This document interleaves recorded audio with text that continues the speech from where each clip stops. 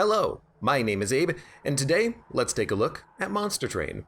First off, I did receive a key from this game from the developers, so thank you very much for that. Secondly, I might be a little bit late to the party with Monster Train, but let's take a look at it anyways, because this is a game that's been getting a lot of traction lately all over YouTube and Twitch.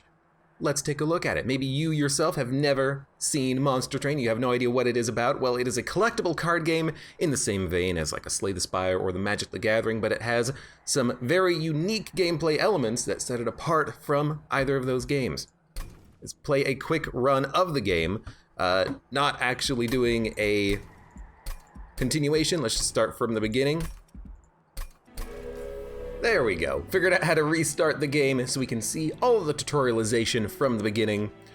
Anyways, Monster Train is a collectible card game. We could take a look at our deck immediately, but let's just jump into a fight and the game will tutorialize some of the combat and mechanics for us. We're gonna be fighting some Heaven's Priests units. These disciples have dedicated themselves to the service of heaven and will attempt to restore the life of their companions. The game definitely has a you are the baddie feel to it. I mean, we are literally trying to unfreeze hell. Hell has, in fact, frozen over. We're going to be fighting a boss unit, the Disciple Inquisitor, who has a 4 attack and 50 health. It's a little small, but you see it on the right there. 2 attack, 25 health disciples, and 0 attack, 1 health priests who heal ally units. You can mouse over any unit or any card to get a full indication of what their abilities are with helpful little tooltip descriptions about what special keywords mean. Very much a feature that I'm a fan of. Any game that has, special keywords and things like that should have a system similar to this. Protect your pyre. If this is your pyre, if it takes too much damage from enemy attacks, your run is over. It has 20 attack and 80 health, so it is not defenseless. Enemies have boarded your train. Enemies enter at the lowest level and move up 1 level every turn. If they reach the top, they'll attack your pyre. Play cards to defend your train.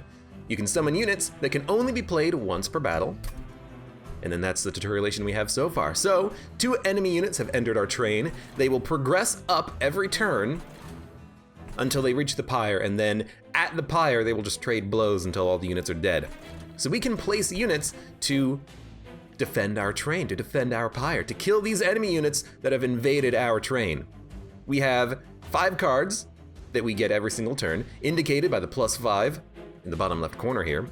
We have 10 cards in our draw pile, and we get 3 energy, I'm just gonna call it energy, per turn to play our cards.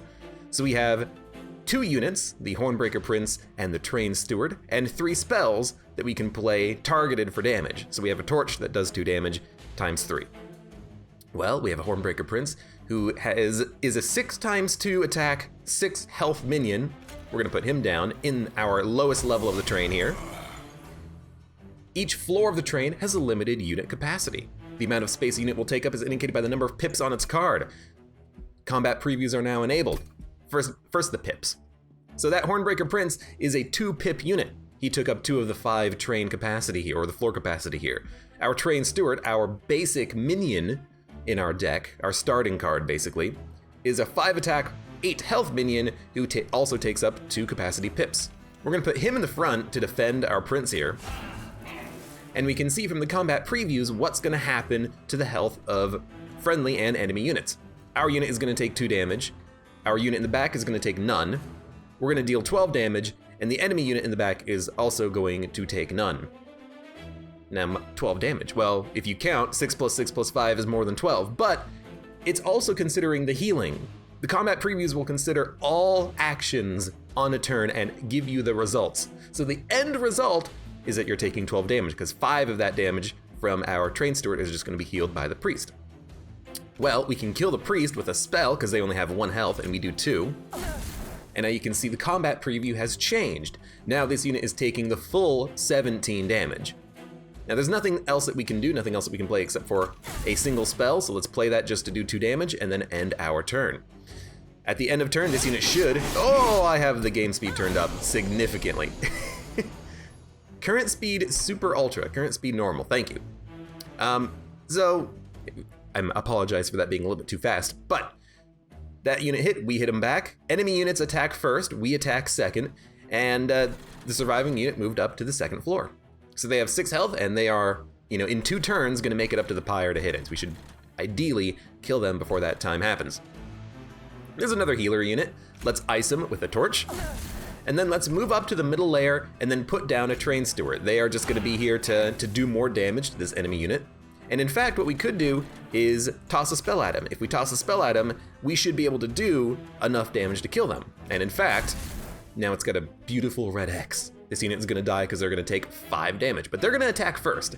Enemies attack first unless you have an ability that means that you attack first. So, we're not gonna play any of our healing cards because all of our units are still going to live. We're just gonna end turn. That's a better speed. They move up, and we have a brief respite. No units have appeared on our train on this turn. How exciting. We're gonna put down a train steward. We have 2 of them. We have 3 healing cards, but our units are still alive. There's not necessarily the biggest reason to put down a heal, but if we put down another train steward, we can kill this minion that only has 8 health. And we'll split the damage a little bit, why not? So now this unit's dead, we're taking 2 damage. We have another train steward. We could put them on the top level, or we could start getting a little bit of healing done. Let's get some healing done. Let's get some more healing done. This restore card, by the way, restores 2 health and applies 1 regen. What is regen? It's the opposite of poison from like a Slay the Spire game. I mean, it's exactly the same as regen from Slay the Spire. You restore 1 health per stack, and then it decreases by 1 every turn. So with regen 1, you heal for 1. With regen 2, if we play this restore, we'll heal for 2 on this turn and then 1 on the next turn. If we have regen 10, we'll restore 10, then 9, then 8, then 7, then 6 every single turn of combat.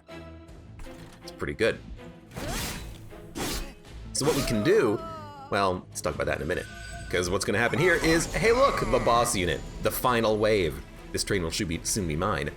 Bosses in this game have an ability called Relentless. You cannot get rid of Relentless. What Relentless means is that you will trade blows over and over and over again until something's dead. Combat in this room continues until all enemies are defeated. This unit cannot be rooted. So he's going to attack us, we're gonna attack him, we're gonna attack him. Then he's gonna attack us, we're gonna attack him, we're gonna attack him, he's gonna attack us, we're gonna attack him, and it's just gonna loop until either the boss is dead or all of our units are dead. Now you can tell from the combat previews that we are actually gonna win this fight. He has a red X, our trained steward has a red X, our backline unit is gonna take 4, but we will deal the killing blow. Thank you, combat previews means you don't have to do the math, the game will do it for you. So if we wanted to, we could just press end turn and win. But is there a way that maybe we can make the combat in our favor a little bit more? Well, the thing is, per turn abilities like regen will trigger in between attacks. So he'll attack us, we'll attack him, and then things will proc. Our regen will heal us. If we have, rage, that'll go down. Sap will also go down. Those are abilities that we haven't seen yet. So what we could do is if we pump a lot of regen into this train steward, he will heal every turn. So with 1 more regen, that hasn't changed anything. But with 1 more regen, all of a sudden, we're only taking 7 damage net. And the boss is still dead. We can even apply another regen. Now we're only taking 5 damage net, but the boss is still dead. So we'll end turn. We attack, we heal. He attacks, we attack. We heal. He attacks, we attack. And he's freaking dead. So stacking buffs is definitely a viable strategy. Meant that we could keep our units alive longer and just put a tank in the front and our damage dealers in the back. Viable strategy. Victory! We had 3 turns remaining in the boss rush. We have a clan pack, an allied clan pack, and 50 coins. What the heck is a clan pack? Well, you've seen, the gameplay. You have cards, you play them, very Slay the Spire-esque, except you have multiple levels here. But the deck construction is more akin to a Magic the Gathering game. What we have is a game that has 5 different colors of decks.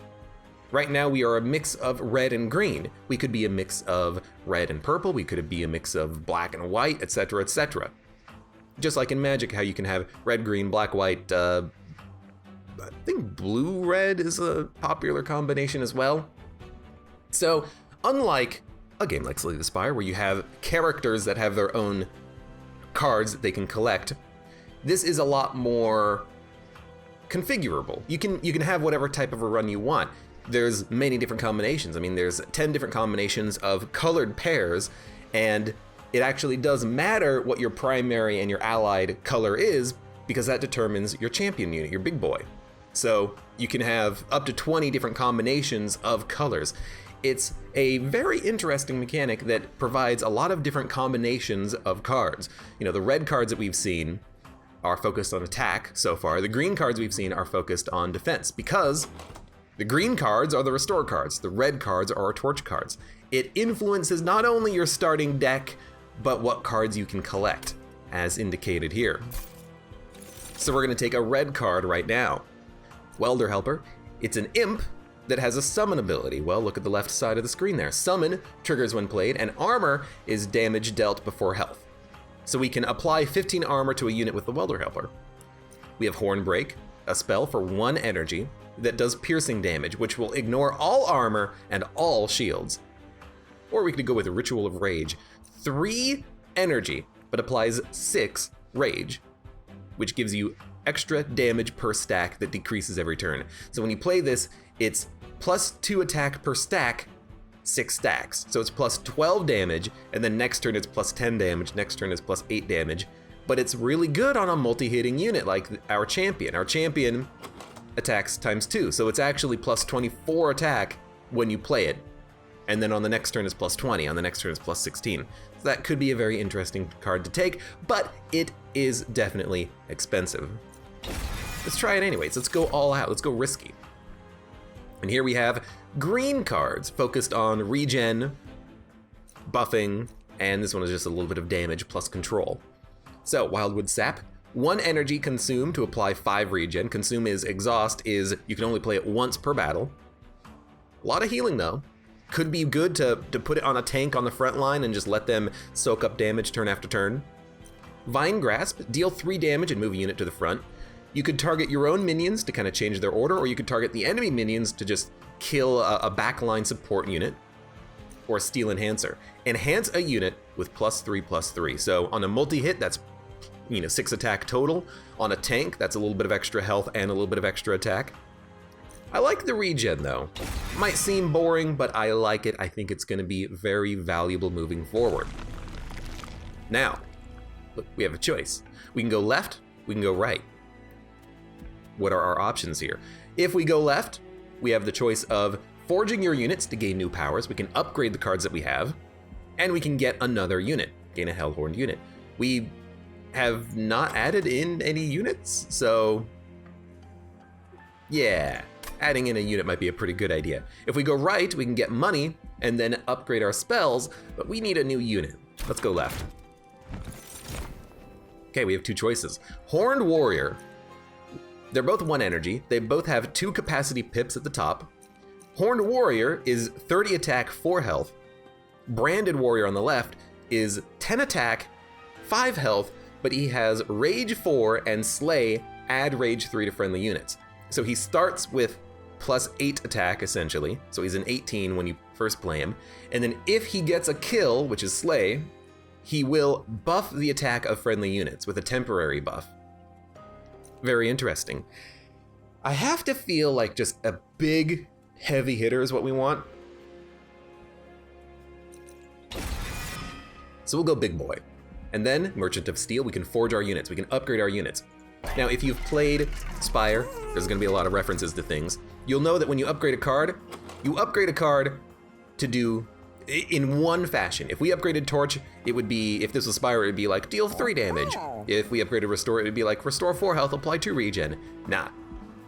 Or if we upgraded Ritual of Battle, it'd be like, reduce the cost of the card by 1. Now, we get to choose our upgrades in this game. We can choose if we want to upgrade a unit with +25 health, 10 attack, multi-strike, which means they hit twice, And on top of that, we can upgrade cards multiple times in whatever fashion we want.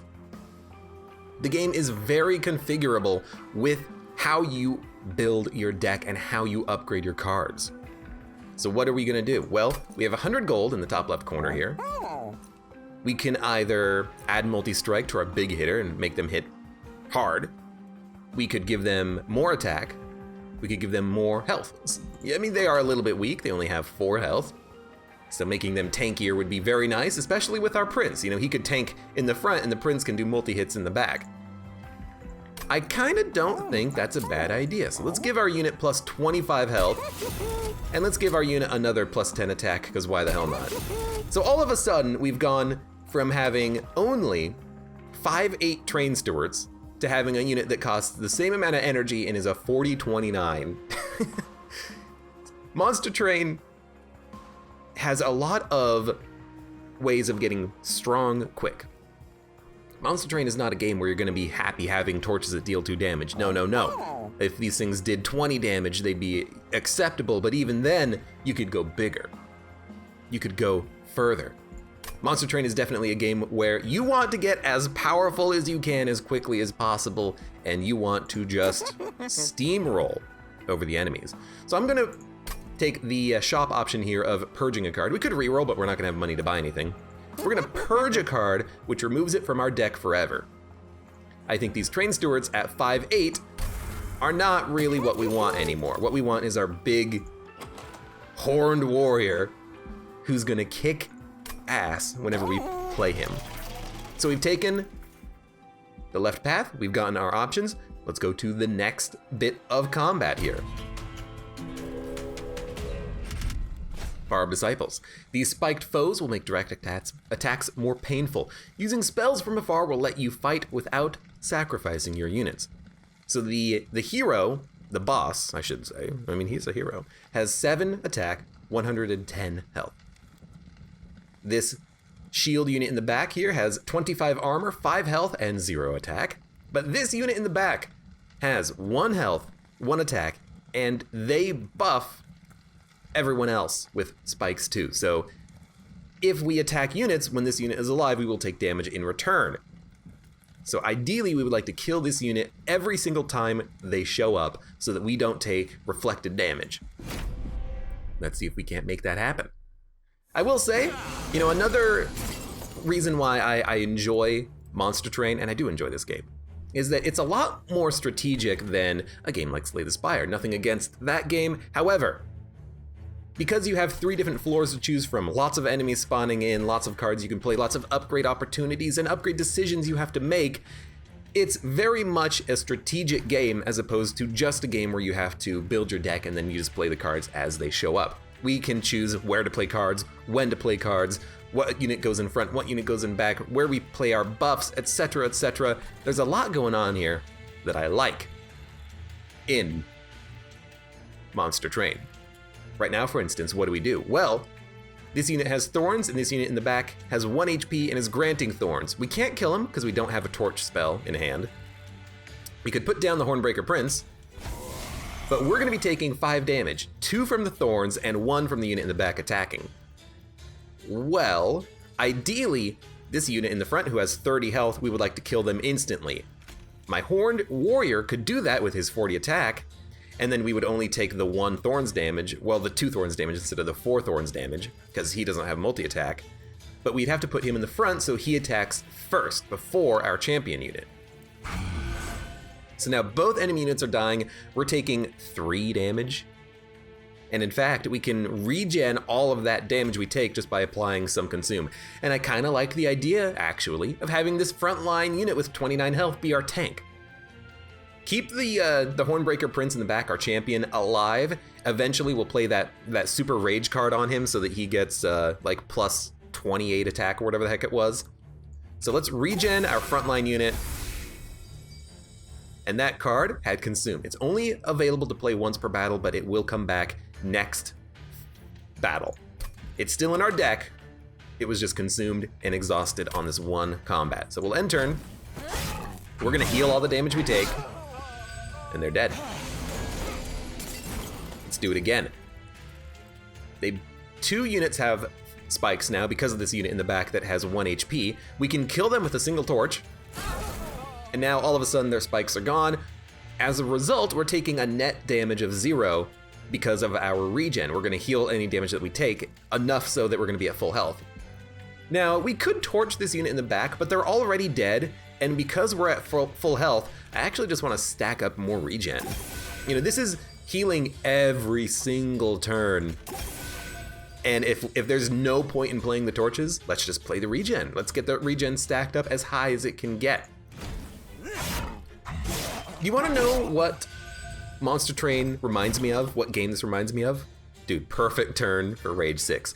This reminds me of the failed collectible card game from Valve called Artifact.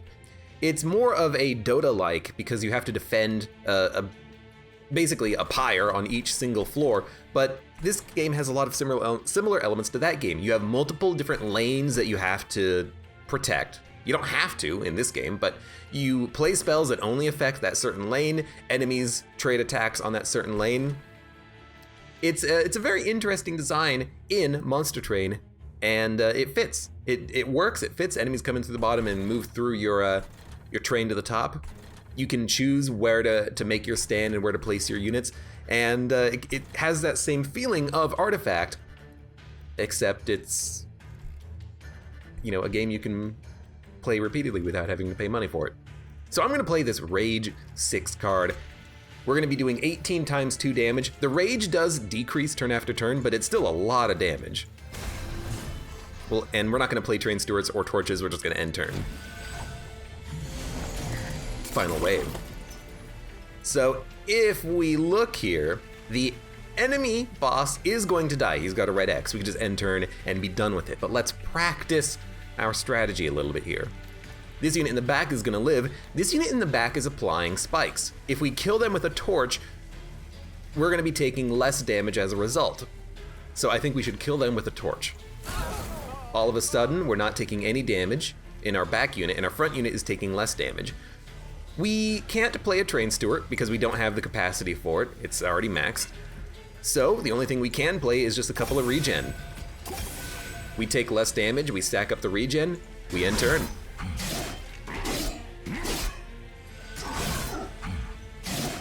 And that was a pretty quick kill on that boss there. We get another red and another green card because those are our colors. We get a attacking spell and a couple of imps. The Molting Imp on summon deals 5 damage to enemy units. The Welder Imp on summon applies 15 armor to the front friendly unit. There is an imp build in the game. There are cards that synergize off of imps, artifacts, relics, we haven't seen any yet, but that make summon abilities trigger multiple times. You can kill imps and because you know, they only have 1 health. Kill imps, bring them back, play them repeatedly. Spells that do more damage the more imps you have. Imps are a very interesting build. I've never really played around with it, but let's just take a Welder Helper for the armor. We can always skip a card and gain gold, but I don't know, it's armor. You always like to have armor. And I'm just gonna take another consume, apply 5 regen, Wildwood Sap. Restoration Detonation is better when your units are already wounded. Restore 10 health to a friendly unit and deals damage to the front enemy unit equal to 5 times the amount healed, so this could be up to 50 damage. Vine Grasp is good for just attacking the back line, but give me that regen. I think stacking up regen is always something that you're gonna wanna do. We have another choice here, left or right? Well, the right path gives us an artifact, gives us 20 pyre health. We've taken none, so we're currently at 80 out of 80. And we also get the Concealed Caverns. Something interesting can be found here. This is a random event. It could be a good event. I mean, most of the events in the game are good. You also always have the ability to ignore the event. They're all optional. Sometimes these events can be just absolutely crazy overpowered, and sometimes they can just be, you know, kind of garbage, but it's a random event. We get this event whether or not we take the left or the right path. On the left path, we can duplicate any card except your champion, and we can also get a unit. If we were gonna duplicate a card, I think we're gonna try to duplicate our already upgraded unit. We already spent the money upgrading him. He's a 40-29. We could duplicate him. We could also duplicate regen, which would be pretty good. We could duplicate the rage card, but it's expensive. Let's just duplicate our minion. Well, let's see what minion we get from this Awoken unit here. The Awoken Hollow and the Thorn Hollow. On summon, both of these minions gain max health. This is not actual current health, it's only max health. So on summon, this unit will be 15 out of 75 health. And they both have Rejuvenate. Rejuvenate is an ability that triggers when healed even at full health. So if you stack healing on this unit, they will act as a tank and get stronger. The one on the right will gain 2 spikes every time they heal, even at full health. And the one on the left will gain 1 attack and 1 health every time they heal. So do we want a frontline tank? I think we do. I think we definitely do. It's a convenient target for healing abilities. We already have a Horned Warrior, but you know, I certainly wouldn't mind having one of these as like a backup. I mean, it's not that bad. I think I'll go, we could go Spikes to show it off, or we could go Rejuvenate and make a big boy, but we already have big boys. Let's go Spikes. Thorn Hollow, we'll add one of those into the deck. We could always skip it, but let's do it anyways. And duplicate card. I still think we want to duplicate our upgraded Horned Warrior. You know, we can just put them on various levels of the train. We don't have to stack them all on the bottom level. So I think that's what we still want. And on this random event, it looks like treasure. As you pass a train graveyard, you notice several of your fallen allies. Within the beasts of gnarled steel lie now extinguished pyre shards. Even further inside the rubble, you can make out some last protected treasures. Perhaps if you were to relight the pyre shards using some of your own, the trains would reveal their value. So, do we want to lose 3 health to gain Heartstone, lose 6 health to get Blood for Blood, or lose 10 health to get Petrified Heart? Well, the Heartstone upgrades the unit with 25 health.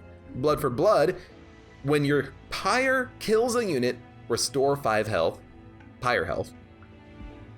Friendly units get 10 health, and Heartless means it cannot be healed. That seems bad when I have a bunch of regen in the deck. So we're just gonna upgrade a unit with 25 health, and it does allow me to over upgrade a unit. Normally units only have 3 upgrade slots, but I can make a unit have normally units only have 2 upgrade slots. I can make a unit have 3 by putting this on him.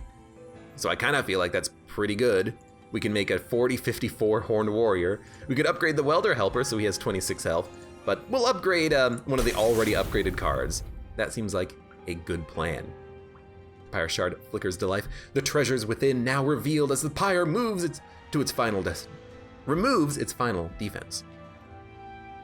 The pyre shards go out once more, this time for good. You are all that is left. Okay, that's worth 3 health. I think we made a tanky unit tankier. Let's go to the next fight. Daedalus, whatever. Heavily armored creations protect this ex-professor in his quest to safeguard Seraph and the Winged. Plating Seal. Constructed explosives enter with damage shield. Damage shield nullifies the next source of damage. We'll figure it out pretty quickly, I'm sure. A lot of rules happening here. Constructed explosives enter with a damage shield. What's a constructed explosive? Daedalus is the strongest boss you've faced yet. He moves freely between floors, but can be attacked if you clear out the other enemies on that floor. And there's his constructed explosive, which will trigger on death to do some damage. We can mouse over to see. On turn, despawn and deal 10 damage to the front enemy unit. So this boss is one that will sometimes go to the top, bottom, and middle layers of the train. He does not attack yet, but he just does a thing whenever he moves. And his thing is he summons a bomb that we gotta take out. It's gonna take 2 spells to take it out because we have to get through the damage shield. Or we could ignore it. If we ignore it, it's gonna hit nothing. So we're just gonna ignore this one, I think. And then down here, we just have basic units that we've seen before. A 4-1 unit, a 225, and a 5-1 that heals. Well, what do we want to put out? Do we want to put out the Thorn Hollow or the Horned Warrior? We could put out the Thorn Hollow and take a look at their abilities here. So they gained 40 health. but that was max health, not current health, so they're currently at 16 of 55, and they're taking 6 damage. And our Hornbreaker Prince, we probably want to put him in the back. So now the enemies are, well, two of them are living. One of them is taking 12 damage. We could ice the healer or ice the one doing damage. Let's ice the one doing damage, I think. And then we could heal, which probably is for the best, because then, oh, we should have iced the healer, because we were gonna gain spikes by doing this. Every time we heal, we gain spikes. The attacking unit would have died anyways. Misplay, oh no! Alt F4 the run, we're dead. No, we're not dead. That's a lie. It was definitely a misplay though. You want the enemies to hit your thorny dude and take some damage. So currently our frontline unit is dead. They are doing 2 plus 4 plus 10 damage, that's 16. We're not gonna live through that. If we heal once, we will live through the attacks coming out, unless we can't, if we can't kill this thing anyways. This unit at the front, this overcharged apprentice, the enemy unit, has an ability Incant. Whenever you cast a spell, gain 1 attack. If we play Restore, he's gonna do 3 attack, but we will still live. We're taking 16, but we're still living. I do think we should use the torch to kill the unit doing 4 damage. He's gonna hit the thorns anyways, but I wanna try to reduce the damage that we're taking. He's gonna gain 1 strength, but I don't really care about that too much. And we have our big boy Horned Warrior in our back pocket. Do we play him? Absolutely. Let's play him on the 2nd level. He's gonna take out the damage dealer. The healer is gonna move up, but the healer, because they don't have an attack, they're not gonna do damage to the pyre even if they make it up there, so it doesn't matter. So everyone's living, we have no energy, end turn. You attack the wrong floor, lady. Now we definitely wanna start stacking up more regen ASAP, because we only have 5 health. Hey. And the bomb at the top does not matter. We could kill it with 2 torches, because the first one is gonna be nullified, but the second one will do at least 1 point of damage. But I think this is when we wanna start saying, oh hey, right! Regen on the frontline unit, we need to keep them healing and keep those thorns getting stronger and stronger and stronger. So, now you're healing for 5. Now you're healing for 8. Welder Helper, we can't play on this floor because it's max capacity. We could play the Welder Helper up here. We could play it up here for... I mean, if we play it up here, we can kill this unit, but they're dead anyways, because they have no attack. So I think we definitely put the Welder Helper somewhere, and if we put him in the front, he'll tank a hit, but we'll put him behind the Horned Warrior here. So he applies armor to the front unit. We're still gonna take 4 damage, but it's only gonna hit the armor. This unit will die, this unit will die, this unit will make it up and die. So, end turn, everything is going just fine. And we're seeing the strategy element happening here. Not only do we have to manage the bottom level, which is where the enemies are spawning, we're managing the middle level, we're managing the top level. Congratulations, you played yourself. We're managing every single floor here because every single floor ends up being important in the long run. Like right now, hey, this guy is exploding, we can't kill him, so we're just gonna have to let him explode. The top level doesn't matter. The bottom level, we're gonna heal for 3 net on the turn. We could keep applying more regen, or we could buff our backline with 6 rage. What do we wanna do? We have options, we have to decide what is in our best interest right now. I think the rage is pretty good. We're gonna do 18 times 2.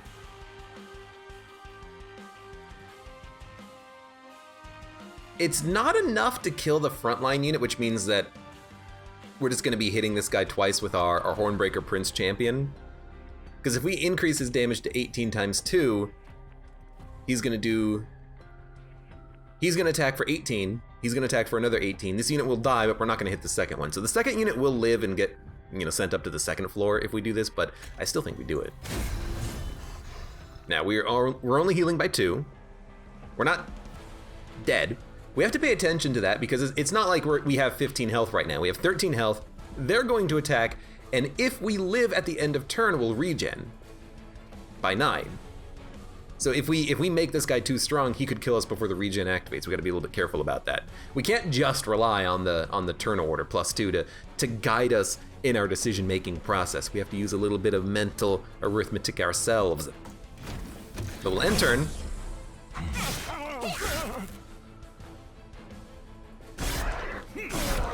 Let them die on our big thorny boy. And I got to admit, the thorny boy up at the front, he's doing a lot of damage just by tanking hits.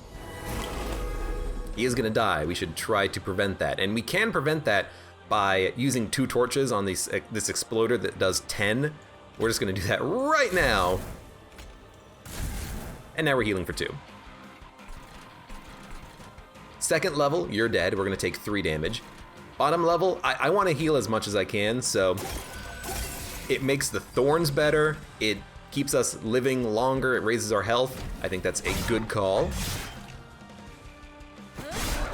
And we have a bit of a strategy built up here. We actually hit the boss too because we killed all the units.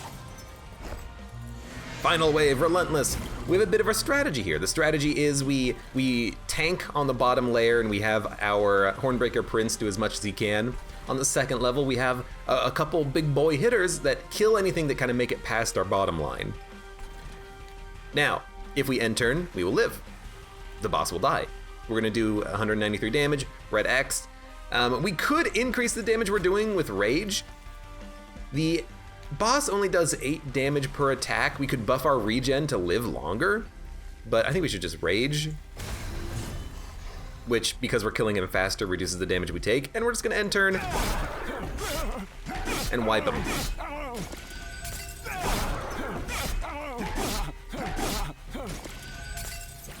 And now the game is like, hey, by the way, you can speed up combat, which I accidentally did earlier.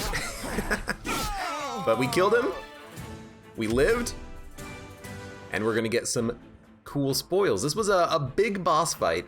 The bosses that kind of move between layers of your train, these are the bigger boss fights.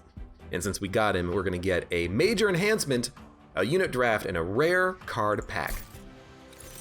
It took me a long time to realize this, but the gemstone in the very middle of the card underneath the name is your rarity. You have uncommon, common is blue, and rare is purple. It took me I had to be told that that's how you tell the rarity of cards. I'm a little bit embarrassed about that one. Unleash the wild wood. Restore friendly units to full health. That could be really good on our unit that spawns with 15 of 55 health. Reinforce. Consume doubles the armor on a unit. Kind of reminds me of Barricade plus, I think it's Reinforce in Slay the Spire. Maybe we can get 999 block and just become freaking immortal. Well, you can't really do that in this game because the boss is, I already forgot the name of it. The bosses have that ability that means that you just trade attacks until someone dies. You can't play cards in between the attacks, so you can't just get 99 health every single turn. Because after you start fighting the boss, basically the combat is going to get resolved one way or another. We have Impalate. The more imps we have, the more damage this card does. 15 damage times the number of imp units in your deck. I don't really want to add imps. The healing card is the only thing that really makes sense. We're just going to take it. And we have a unit draft. We can take a unit. We have the same 2 hollow units that we had before. This one has regen of attack and health. This one has regen of spikes. And we just have a Demon Fiend here. A 50-50 4 energy unit that takes 3 capacity on a floor. I gotta admit, a 50-50 is a pretty fun card to have. Do we really need it though? Do we really need him? I mean, really what we need is we need to remove cards from the deck. We need to get to our upgraded cards in our Thorn Hollow faster. I don't think we need a 50-50. I mean, this guy's a 40-54. He's almost a 50-50, and he costs 1 instead of 4. So maybe we just skip here. Nah, how can I say no to a big boy like that? And now we might want to get more energy per turn so we can play him. But we could have taken, I shouldn't have auto-clicked on that too. I should have explained what's going on here. you have the choice between more energy, more card draw, or more floor capacity. So at this point, you can say, what do you need in the run? Do you need more energy? Do you need more cards? Or do you need more floor capacity to play more units? I took the energy. You can take the cards, you can take the floor capacity. It's entirely dependent on what your run is currently doing. Now, we have 135 gold. On the left path, 75 gold, upgrading spells, healing 20 health, and upgrading our champion. On the right path, forging your units, get a new unit, remove 2 cards, and upgrade our champion. I think I'm gonna go right path to remove 2 cards, and I'm just immediately going to remove the train stewards. Why do I want a 5/8 when I have a 50/50 in the deck? And we're gonna be happy with that. In fact, we can just add a new unit to replace the ones that we dumped, or we could just skip for gold because we already have units that we want. The Branded Warrior has the ability that he can buff the attack of all units on a floor when he gets a kill, but we can't really control that he gets a kill with this deck that we've constructed. So we're just gonna skip.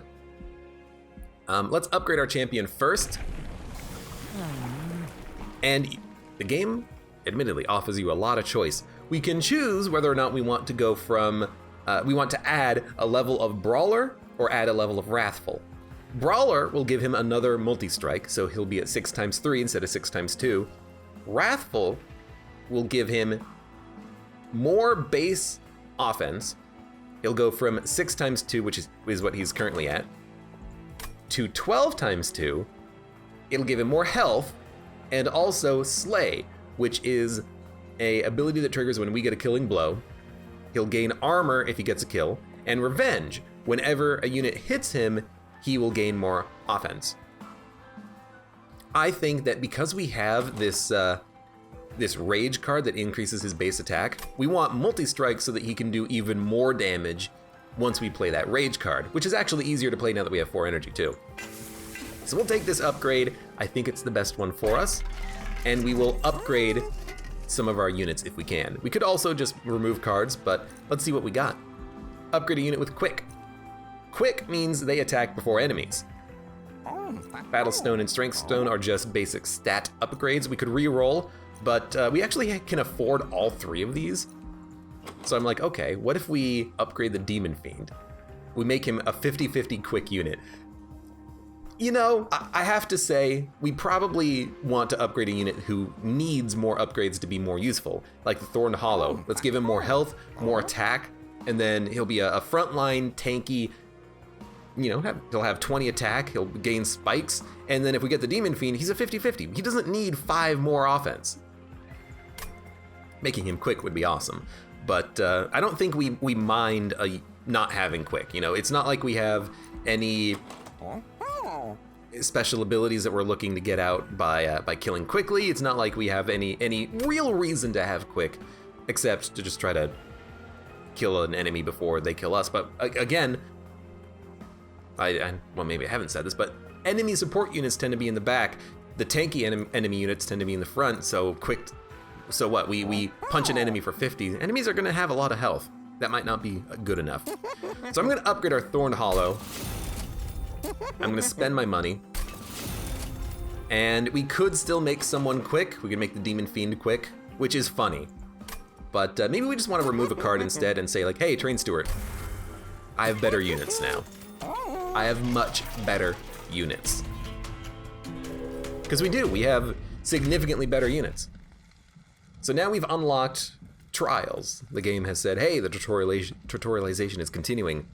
If we activate a trial, enemies will gain spikes 4, but we will get a random artifact if we win. Let's take a look at what the enemies do before we decide. The boss, Relentless is what it's called. The boss has 12 attack, 300 health. Scaling quite quickly. You know, the first boss we fought was a 430 or 450 or something like that. A unit in the back that adds, it has a resolve ability that triggers after combat, and adds a Weight of Contrition to the top of your draw pile, which is basically a status card or a curse card. It will clog up our hand. This one will actually hurt us if we don't spend energy to play it every single turn. So ideally, we would like to kill these units if we can quickly. And this unit in the back, we can see he's just a 575. So I can imagine this unit is gonna be the tanky one, this one's gonna be in the back as the support unit. I didn't say on! I wanted to turn it on, but you know what? Whatever. Alt F4. Whatever. But I wanted to turn it on because I felt like we would be okay. However, maybe we don't want it on, because our Hornbreaker Prince, he has multi-strike.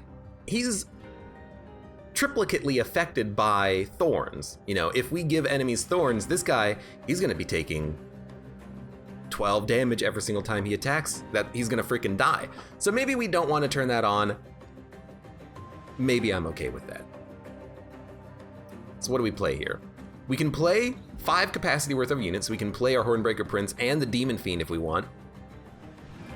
You know, that does not seem like a bad idea. We don't have our you know, tanky Thorn guy, but maybe we don't need him. We'll play our tanky guy in the front, our Demon Fiend, our Hornbreaker Prince is in the back, and we are gonna kill both the enemy units. We're gonna do 50 plus 6 plus 6, he will die, and the third 6 from the Prince will hit the unit in the back. Multi-strike means that you can hit multiple units if you know, land a killing blow early.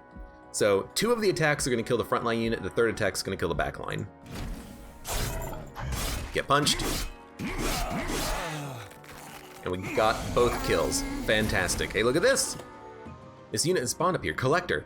If we kill them, we get 75 gold. They will leave if we don't kill them. So if we put a unit up here, we get 75 gold. Seems like a pretty good idea. So I have to say, I think that putting the 4029 up here is perfectly acceptable. He's gonna overkill the crap out of this Loot Goblin girl. We're gonna take 11 damage on our Demon Fiend. We could stack up the regen on him and ignore the Thorned Hollow, which I'm tempted to do because he's already here now. Like, I could have waited and not played a unit here, but our Hornbreaker Prince was probably would have probably died. We could stack the Thorned Hollow up on the second level and then make like a new sort of defense. Like, what I'm trying to figure out here is, where do we fight the boss? Do we plan on doing most of our damage against the boss at the bottom or at the middle? We could buff this guy with thorns and a lot of health, or we could buff this guy with a lot of regen and he can survive many attacks from the boss and just do 50 damage a punch. I mean, that's a lot of damage. If we get 30 thorns, our Thorned Hollow will be doing 50 damage a punch, but he's doing 50 damage a punch immediately. So maybe what we do is we regen the Christ out of this boy, and we say, we're gonna put all of our resources in the bottom level here. We could have played the Hornbreaker Prince, by the way, on the second floor. We didn't have to place him at the bottom. We could have placed any unit anywhere we wanted. But this, I think, is still gonna be fine for us. When we draw this card again, we'll put him here, and then we'll have like a secondary backline and then a tertiary. If everything else goes wrong, we have a 4029 at the top. I think we'll be fine. By the way, you may have noticed, we're drawing the Hornbreaker Prince on turn 1 a lot. Well, that's because you do. You draw the Hornbreaker Prince on turn 1 every fight, which means you are guaranteed to draw your champion, which means you're guaranteed to have something that you can play and something that you know what it is. It's very nice. Drawing your Hornbreaker Prince on turn 1, without a tank would suck, but we have a lot of beefy units in the deck. We're likely to draw a second unit to play along with him. So we can play 2 cards. I think we should apply Rage, because this is kind of what we're building towards. I mean, this is a lot of our damage is making this guy do 18 times 3. It also means we're getting both kills. And then we'll stack up that regen so that we want the regen to be as large as it can for the boss fight, because it'll keep him alive longer. So we're not activating thorns. That's fine.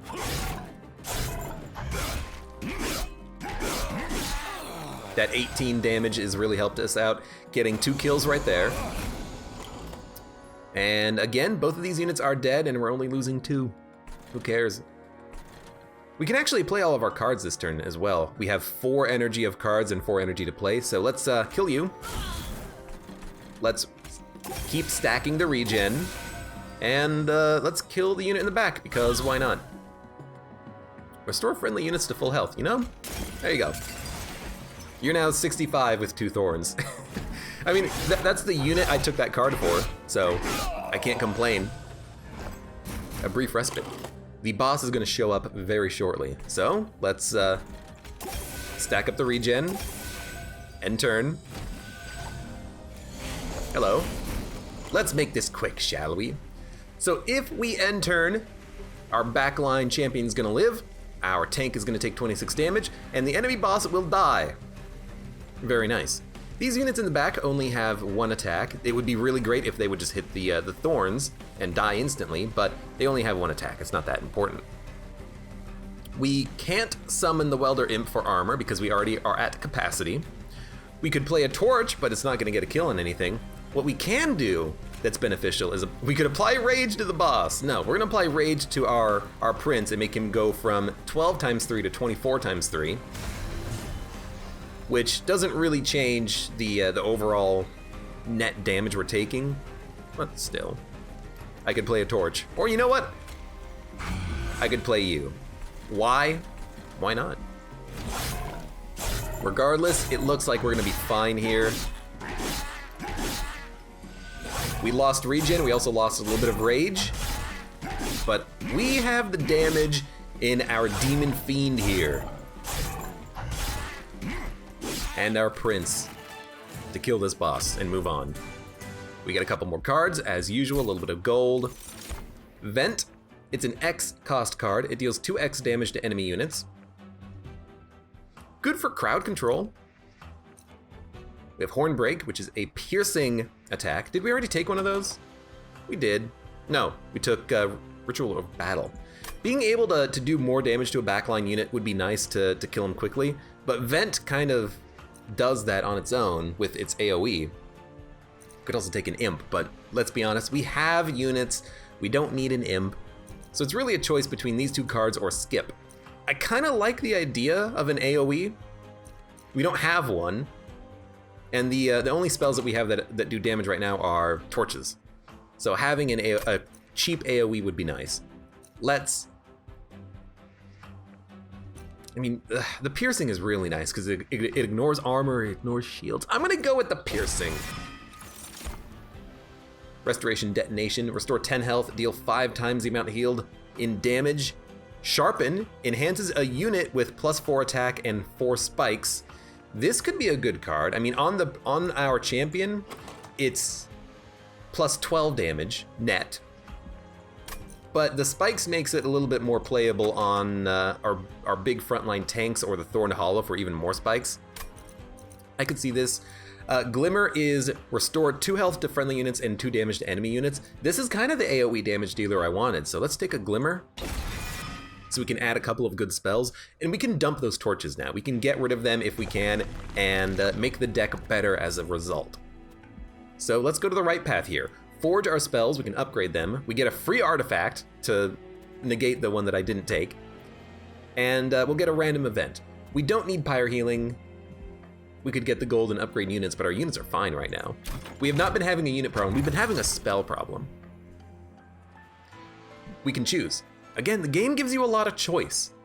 How you construct your deck at the beginning, how you build it, and what artifacts you get whenever you get a choice of an artifact. We can take either the Infused Mallet, which is a 25% chance to do 5 damage when an enemy unit enters your terrain, or the Lightstone Casing, spells gain an extra upgrade slot.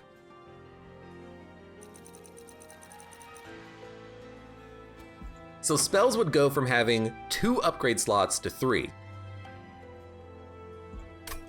We're about to upgrade spells. Let's super upgrade spells and see what we get. We get Double Stack, which if we click on it, we can preview what it does.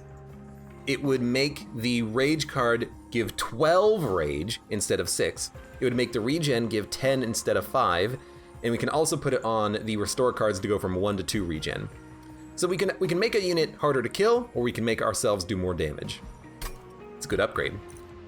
We can also make a spell cheaper. We can make Glimmer free, Hornbreak could be free. Ritual of Battle being 2 energy instead of 3 makes it easier to play. And then if we also give it the double stack, it would be 12 rage for 2, which is absurd value. And then the middle upgrade is plus 20 magic power consumed. So we can make Glimmer restore 22 health and deal 22 damage once in the combat. Piercing can do 25 damage. Restore is 22 health. Torch is 22 damage.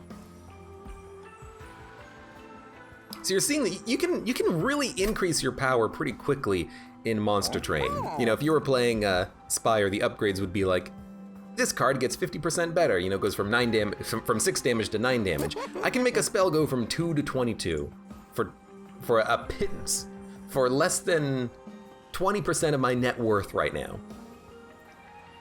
So I think we're gonna go double stack on Rage. We're gonna make that card 2 energy. And then we're gonna make a card. Let's make Glimmer good and exhaust. Because we can't upgrade Ritual of Battle because magic power doesn't do anything. But let's make this Glimmer better so it heals us more and it does more damage, so it's more likely to get a kill. We could also do the same thing with the Hornbreak to kill like a backline unit that has a lot of health but spell protection or something. But let's go for the Glimmer. It also turns into a really good heal. Now I'd like to remove some cards, but we don't have that option right now. What's our event? A bunch of bats. A cave of 1,000 eyes seems to awaken as you grow near. From deep within, a voice emerges. Relinquish your life or your wealth, and you may be rewarded. It's probably a little bit more like, relinquish your life or your wealth, and you may be rewarded if you are deemed worthy.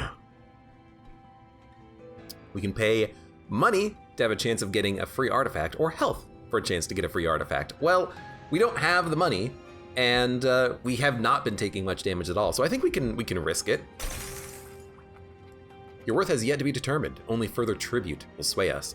So 5 health for a 25% chance. 5 health for a 50% chance? Hey, we get Hell's Banner. When you summon the second unit during a turn, gain 3 energy. When you summon the second unit in a turn, gain 3 energy. Here's the thing. You only can play a unit once. Once we play our units, we don't need to play any more. But we do have really expensive units in the Demon Fiend, so maybe this would make it easier for us to get our units out there and also play some of the expensive cards that we have. It's only 25 gold if we skip it, so let's take it. Why not? So we spent like 15 health to get an artifact that could be extremely beneficial for us. It doesn't seem like it would be, but I'm not gonna snub my nose at a free buff. Hidden Assault. Sneaky Clipped have infiltrated your train. Use spells on higher floors to take them out. The Self-Made Harpy. Multi-strike 4. If this unit hits 5 times every turn, because it is 5 times, because it's multi-strike 4s on top of the normal attack, then we want our frontline unit to be thorns. We want to thorn the crap out of this guy, and he's just gonna kill himself. So I know what unit I'm gonna be stacking the regen on once we get him. Overcharged Tank. Harvest. Triggers when a unit dies on this floor, gain 10 armor. Okay. So he's a tank. And this unit in the back is a Silent Marksman. Stealth 1. Stealth, not a target in combat, loses 1 stack every turn. So the Silent Marksman can be attacked with spells, he can be attacked with AoE, but he cannot be targeted by your minions directly. So he is gonna be very hard to kill on the bottom floor of the train where he enters. So what we might wanna do is put our defenses in the middle of the train so that these units lose their stealth before they move up. And our trial, if we want it, is at the start of battle, enemy units appear in each floor. I think we can handle that. It's a one-time only debuff for us that we have more enemy units to deal with, but I think we can handle it. And these units don't even seem that bad. They're 2 1s. So let's take a look. 2 1s. Extinguish. Triggers on death. Gives 2 health to friendly units. Only abilities or unit abilities only affect their current floor. So if we kill one, they're going to be doing 4 damage. If we kill 2, one of them is going to be doing 6 damage. There's 4 of them in this floor, and there are 3 of these silent marksmen on the bottom. So if I play my units at the bottom, they're not even going to be able to attack. So I think we say we're going to play our units here on this floor. And if we do that, actually, our Hornbreaker Prince having multi-strike means he can kill 3 of them in a single turn. So I think we put him here. And oh no, he's gonna die! Except I can put the Welder Helper down to tank hits. Now I could put the Welder Helper in the back, I could put him in the front. If I put him in the front, he's gonna give himself 15 armor, which I actually am perfectly okay with, because I want the Welder Helper to die eventually. So I can put a bigger unit here. We could also put the Horned Warrior at the front, and then we can stack the Thorns on the bottom when we draw those cards. You know, I mean, we can play everything. So let's play the Horned Warrior. We gain 3 energy. Let's play the Welder Helper as well, because we have the capacity for it. We'll put the Welder Helper in the middle. And then we have 2 energy to just play a couple of cards. We'll play a couple of Restore, because we don't have our Thorny Boy out, and we'll end turn.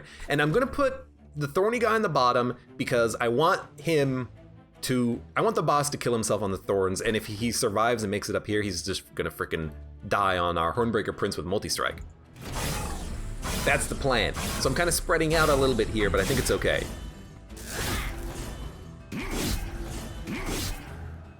Now these units at the top, they are gonna make it to the pyre, but they're not doing that much damage. 2, 2, 2, dead. Perfectly acceptable.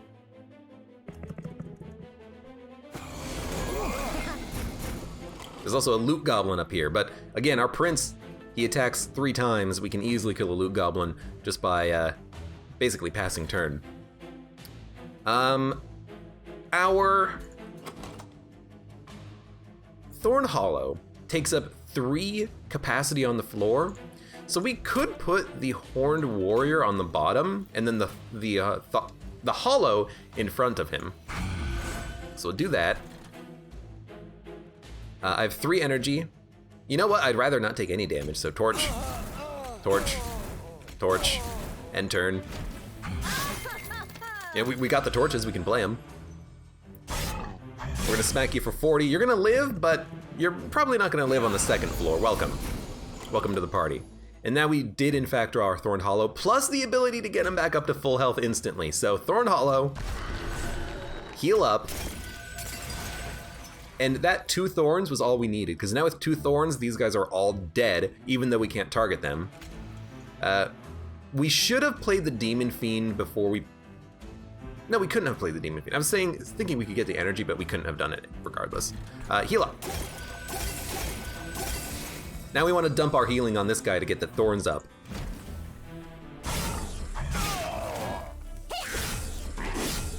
This guy's gonna live. Yeah, this guy's gonna make it to the 2nd level. Or the 3rd level, rather. He might make it all the way to the top if we can't kill him. We're gonna try. We didn't really draw the card we needed, which was actually none of these. It's in our discard pile. We needed our big unit, our 50-50 Demon Fiend to go out, because if we put that out, it would at least do 50 damage to him. So this guy's gonna make it to the top, and he's gonna hit our pyre, but we do 30 damage with the pyre. He has 56 health. He's gonna hit us twice and we're gonna kill him. So I'm not worried about him. If we go down from 86 to 76, I don't think that's gonna matter too much. So instead, let's worry about the bottom level. Because we can do 22 plus another 9. We can do 31 damage. 31 damage means that he'll only hit us once? Can we play Wildwood Sap? Well, we know we're gonna want to play it, so let's actually just play that. Now, can I kill the guy at the top with 29 damage? Yes, we can. He's gonna hit our pyre once and then he'll die, but that saves us 5 health. We could also play Glimmer down here and get a kill and even kill this guy, but I think it's actually more important to save pyre health, because that's the permanent health that persists battle after battle. If our unit takes an extra, hit of damage, as long as we live through this combat, I don't think it matters too much. So let's kill this guy. And in fact, we still have 1 energy because he has 29 health. He'll die to the pyre. We can kill him. Okay, so we did, in the end, do what we wanted to do. But we thought it out. We didn't just play cards. We strategized. We thought about our options. So he attacked us once and he's dead. This guy is going to be toasted. We might even be able to kill him here, but I'd actually rather just take 5 damage and get more buffs out. So we're gonna rage on our prince. He's gonna do 30 times 3 damage. We could rage down here and hit the boss even harder on the bottom level, but I still think that's funny. So we'll heal. We'll heal. 12 thorns, 11 regen. We're gonna get more thorns on this turn just because of the regen. There we go, so now we're at 14. And the boss is here. All 3 enemy units are gonna die. Our tank is gonna die. Our horned warrior is gonna live. You love to see it. Can we make this better? Well, the backline units will hit us once and then die, but unless we want to play the Demon Fiend, we have 4 energy and 4 spells. So let's just torch him and torch him, and all of a sudden we're living. We'll hit you. We'll regen again. Now we're taking, instead of 49 damage, we're taking 42, and the boss is dead. Dying thanks to taking 16 times 5 thorns damage every turn, except the thorns damage is gonna get, the spikes damage is gonna get higher and higher because we're gonna be healing turn after turn of this combat. Because every time, after the boss attacks and after we attack, things increment. Regen will heal us and go down, spikes will go up because of Rejuvenate, and it's just gonna get harder and harder for this guy to hit us without feeling the pain. So we did, we did a lot of damage. And oh look, we're doing more.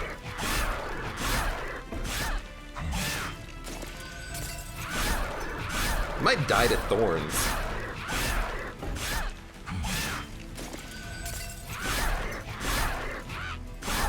There we go. Love to see it.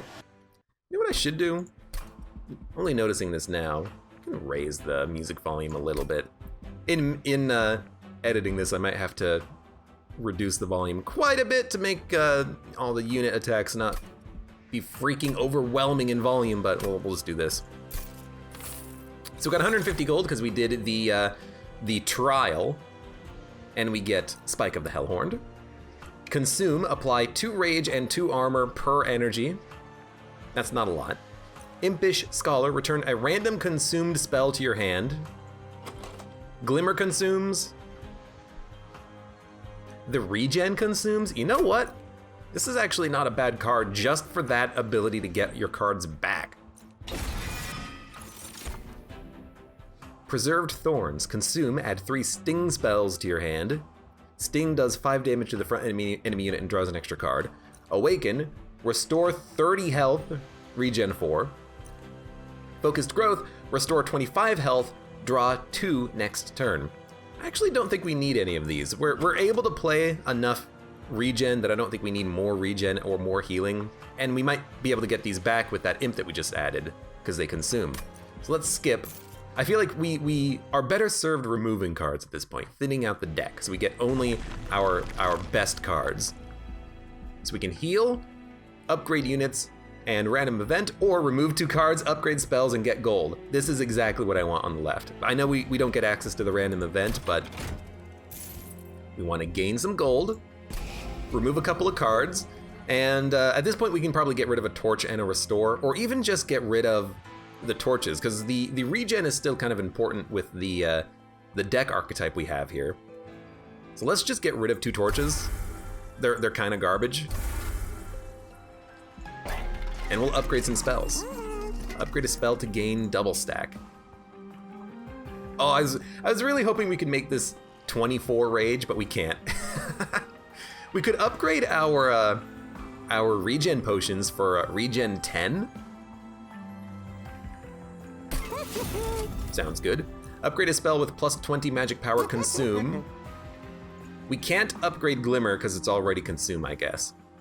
But we could upgrade, you know, Hornbreak, 25 piercing damage once. I mean, that might kill an enemy that is difficult to kill and very, very supporty and annoying. So let's upgrade this. We could also upgrade a Torch so that once we play it for decent value, it's out of the deck forever. But I'd rather upgrade the piercing card for more damage. Let's make a card cheaper. You know, making this cost 1 seems really good. And then let's reroll so we can get more spell upgrades. Permafrost. Permafrost, gain frozen when drawn. Frozen, this card will not be discarded at the end of turn. So we could hold onto a card until it's worth playing, like Hornbreak. You know, we can hold this piercing high damage card, and then when an enemy warns it, we can be like, okay, you know what, you're dead. We could also hold on to the card that heals our units fully. We could also hold on to Glimmer and use it for healing and enemy damage. Plus 20 magic power and consume. We could reroll, we can't reroll again. So I think we should spend our money here. We could also remove another card, but I kind of like the idea of holding on to either Glimmer or Hornbreak. Like, let's hold on to Hornbreak so that we can get a kill on a unit that's very annoying. And we'll upgrade a... We'll upgrade a Torch to make it more likely to get a kill on an enemy, and then it consumes, so it's out of the deck for the rest of combat. We'll upgrade a spell to make it cheaper. Let's upgrade the... We could upgrade the good Wildwood Sap, and if we get it back, it's free, but let's upgrade our Hornbreak to make it free. So it's good damage and it's free. We could also upgrade Glimmer. Let's upgrade the Hornbreak.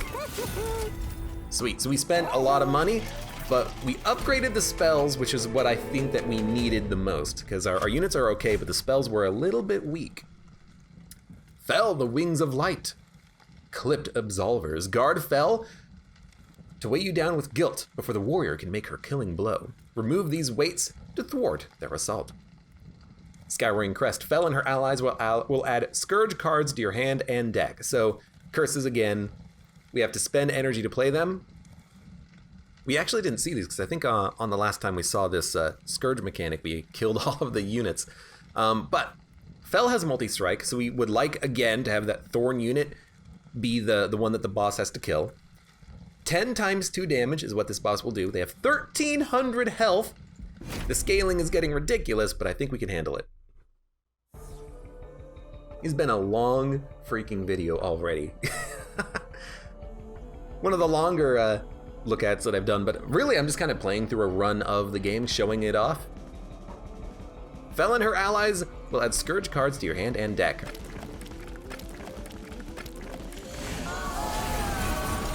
Okay, a lot of stuff is happening. This boss will move between floors. We have these Alabaster Guardians that are immobile every single floor. And the boss is adding a 2-cost curse to my deck that will cause me to take 5 damage if I don't play it. Reserve. Triggers when this card remains in your hand at the end of turn. So we can spend 2 energy to take no damage. We can do that because we have everything that we want. We have the perfect cards. But we also are gonna get extra energy when we play our cards. So, Hornbreaker Prince, Thorny Boy at the front, we have 6 energy, purge this, put a Horned Warrior down because why not? And then we get a torch. We could torch this unit or we could torch the boss. Just do 2 damage for no reason. You can target the boss, they just can't attack until the final wave happens. So that guy living gave us another curse. So we'd like to kill them if we can, but it's hard to target them. Ooh, you know? Yeah. Yeah, I like this. So you're dead. You're both dead. I don't have the energy to play this card, but I really wanted to get this Demon Fiend out to stop more of them getting added to my deck. So we're gonna take 3 damage. We'll play it next time it comes around. But now that middle layer is clear now. And the bottom layer is also clear. We still need to get our regen, but we've kind of gotten it now. So, add regen. Heal to full. Is Herzl aboard? Who's Herzl? Oh, maybe I played healing and there's some lore stuff going on there. We could kill this unit in the back so that we do not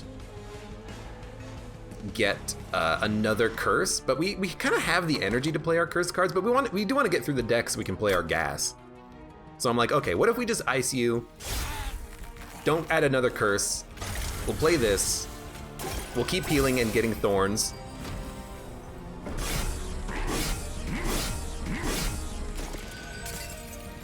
As we're playing our units, our deck is getting thinner, and as we consume, our deck gets thinner. I just want to get to a couple of cards playing them over and over again. Ideally, Ritual of Battle. That has to be played. That's a big, big, big enabler for us. There's still this Alabaster Guardian up here, but we don't have to worry about killing him. We can just kind of wait on that. Glimmer, we could consume it. Kind of don't feel like it's necessary right now. Let's keep adding to the restoration. Let's put a Welder Imp up here because we want to never see this card again. If we need the armor, it's nice, but if we just want like the regen cards in our deck, then I just want to get that imp out there so it doesn't show up in my draw pile again. And again, I'm like, okay, let's torch the boss. End turn. I'm gonna save the Glimmer in case we need it.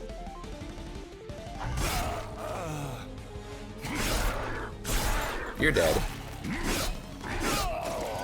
The Thorns killed that one unit. There's another curse, thank you very much. We drew 2 of them on this turn. But the Impish Scholar. Turn a random consume spell to your hand. I think we should play the Wildwood Sap first because it's regen 10, and then see if we draw it. Or we could wait and shuffle because we have 2 curses in our hand right now. You know. I had to think about it for a sec. Let's get rid of those curses. We're hitting the boss. You know, they're in the middle. There's no blocker there. One unit did live, but oh hey, look, more demons. We're actually gonna hit the boss too. Minus 26 damage on this turn. Love it. Ooh, actually, why don't we increase that to minus 100 damage on this turn? Yeah, that's pretty good. We'll play the demon again. I don't want to see it again. Restore units to full health. This will trigger thorns? Yep. I was thinking about healing the demon for 1 HP, but I think the thorns is more important.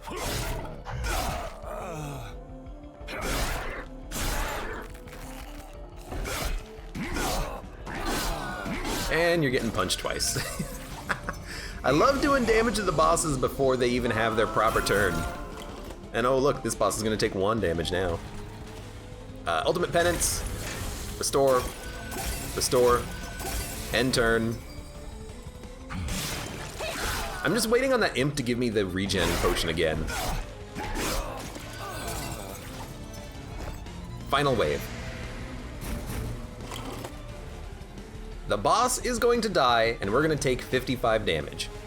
So, let's see if we can't improve those odds by giving us 12 more rage.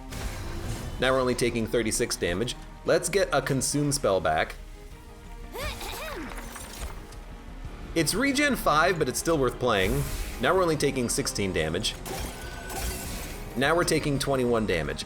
The reason why we're taking more damage after applying more regen is because we changed when the boss is dying. The boss is now dying before we get a regen activation, a regeneration triggering. Like, maybe the boss was dying on the first hit to Thorns, and now we've changed it so that the boss dies to the Hornbreaker Prince. That means that we're not going to get as much healing out of it, even though we technically have more regen. You got to remember that the numbers are simulating what's actually going to happen. They're not just calculating it out raw. It's simulating every single attack and calculating exactly when the boss is going to die and give us the net result, because that's when the turn ends. But the boss is going to be dead anyways. And we'll speed it up too.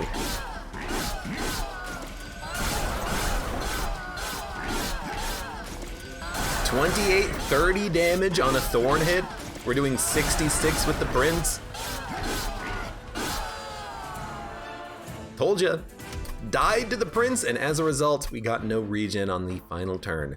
But we also get another rare card pack, major enhancements, and 100 gold. Kinda don't want any of these. We don't care about rage and armor. We have a card that provides rage and armor. We don't care because we heal.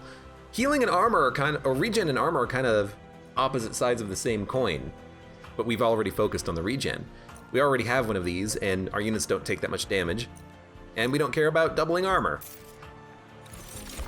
More energy, more cards, more capacity. We have enough capacity.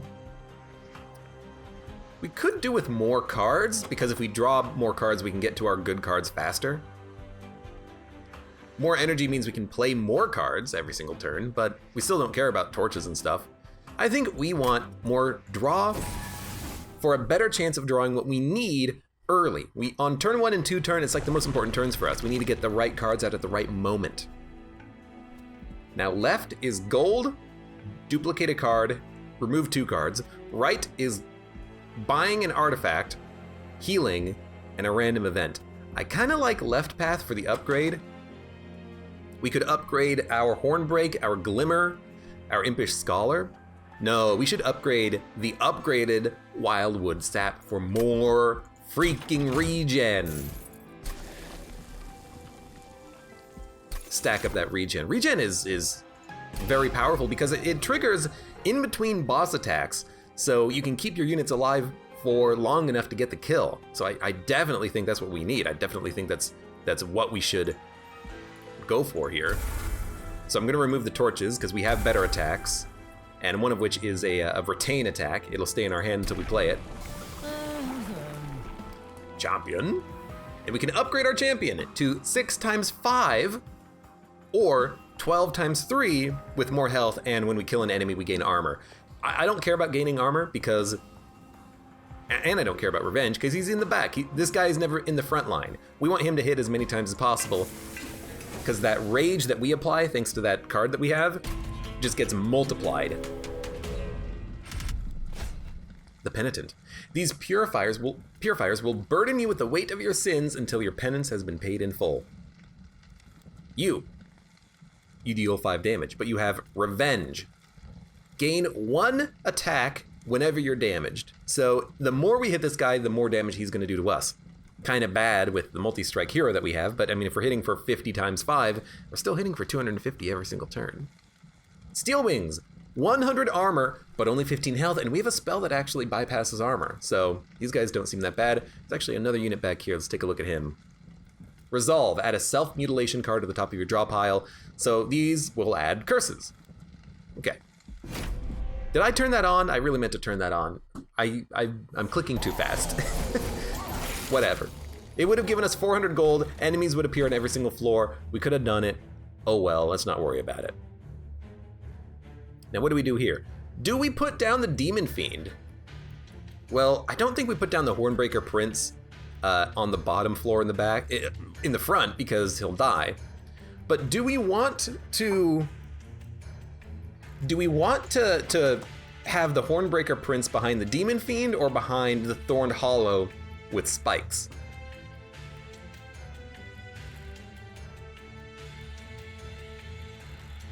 The boss does not have multi-hit, so I don't think it necessarily matters. You know, the Demon Fiend has 50 damage raw, and we're gonna be able to, you know, we might be able to get to like 30 spikes, but that's just 50 damage raw. So maybe we want to have the Demon Fiend on the bottom and we just punch things. I say that not because I think it's necessarily going to be better. You know, it's not like this boss has multi-strike, but we drew it now. So I'm thinking we put the Demon Fiend down, we buff him with regen, and he's our tank instead of the other unit, because it's what we drew. So I think we're going to do that. So we got extra energy because we played we played 2 minions. So we'll put down a Horned Warrior on the 2nd level, because these guys are probably going to live. We have a 22 damage Torch. I'm going to play this instead of Hornbreak because we can, and we can keep this card. But this will prevent the Scourge card from getting added to our deck. And we'll start with the regen. It's only regenning 1, but you know, we're going to want to dump it anyways. Let's get into the habit. It's a lot of attacks. So there's our Loot Goblin. I mean, we have a card that we can play, our Hornbreak, if we need to. We also have a lot of cards, but we can play a lot of cards by playing 2 minions and getting energy back. So Thorn Hollow, Horned Warrior, Welder Helper. We'll play the Rage stacks, which means that our unit is going to be doing 30 times 5 damage, which is ridiculous. Now both the enemies are dead. And now we can choose how we want to handle the middle floor. I could play Hornbreak to get a kill, or I could play Glimmer and consume it. Both cards will consume. This also heals our tank and gives him thorns, so let's do this instead. I like that. And we'll apply regen on our tank, and we'll hold on to Hornbreak. There's no reason to play it right now. It's here for when we need a high damage piercing attack to save us in some fashion. The Prince is getting a lot of kills. Another benefit of the extra card draw is we get back to that card faster, which is real good. So all of our regen has showed up, so I think we should heal to full. We're only taking 11 damage, we're gonna be applying regen. Let's actually heal the full up here. It just adds more thorns. Then we'll regen. And we could save the other regen for when we play the Imp. 3 available, what consumed? Torch and Glimmer, okay, no, in that case, let's increase the probability of getting a regen back. And we'll heal. And this unit in the back is gonna live and also give us a curse. So you know what? There you go. We consumed yet another card, but I don't want to play a curse. Get out of my deck forever.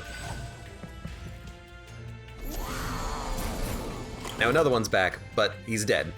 The problem we had with this last round of combat was that there were 3 enemies, now there's only 2. And also, you're taking 250 damage. So, Impish Scholar, give me a card. It's 5 regen, which is still good enough. We will heal.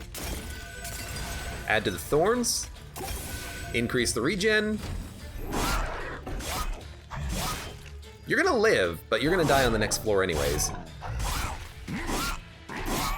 50 damage 5 times. That's crazy. But you're seeing, I keep saying it, but you're seeing the how you just grow in power turn after turn by just building certain synergies, like this one here. Now we're doing 375 damage, essentially. It's freaking ridiculous. It's always worth playing Unleash the Wildwood on the middle layer because it activates the Thorn effect. If we don't need the healing elsewhere, we should play it there. We're gonna lose an Imp, I don't care. You're gonna get toasted by our Horned Warrior. We're gonna stack up healing. No energy, that's fine.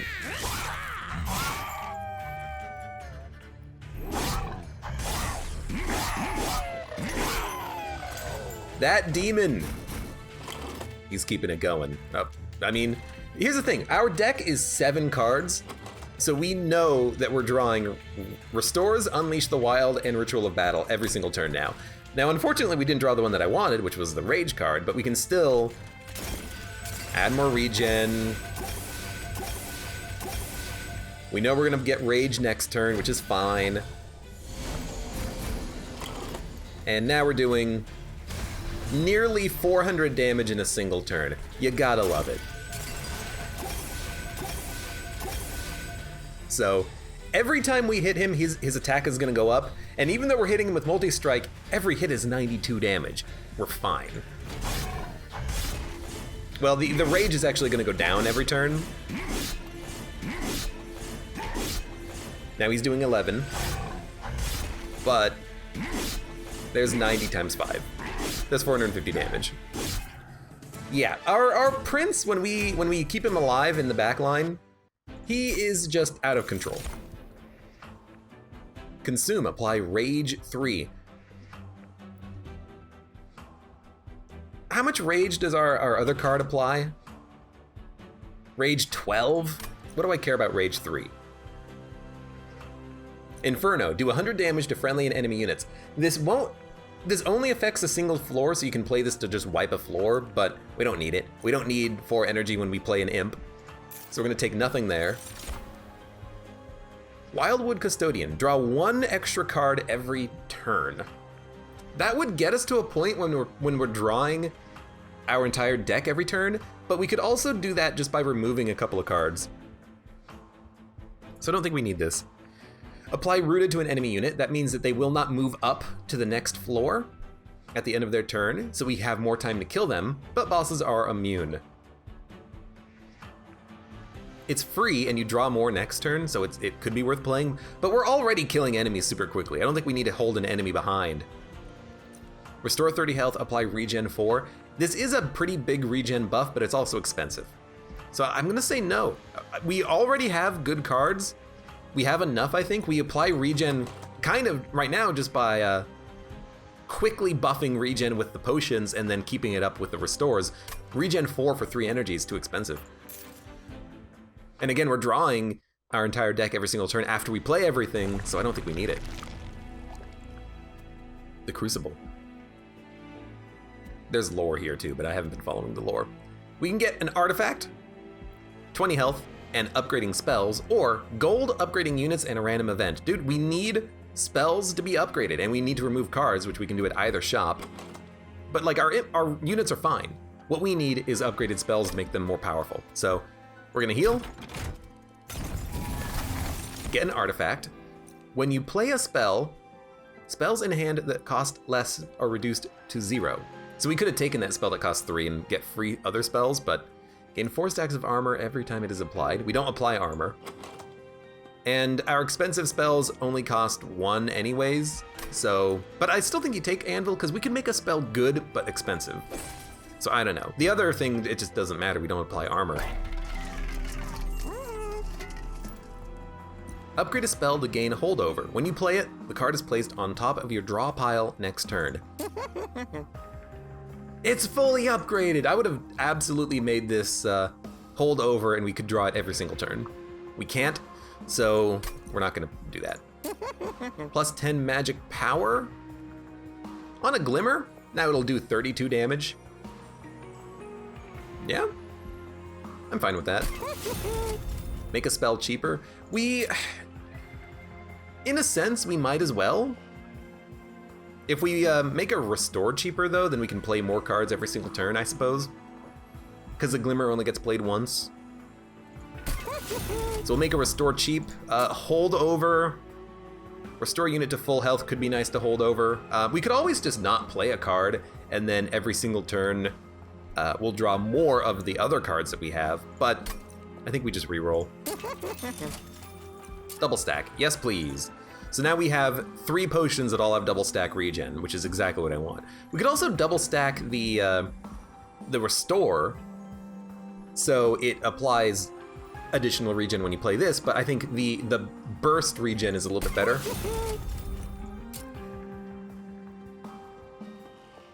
This restore is free. We could make it better. Make it cheaper. A free good restore every single turn, I suppose. Again, if we draw these cards if we draw this card every single turn, we're gonna want to play it.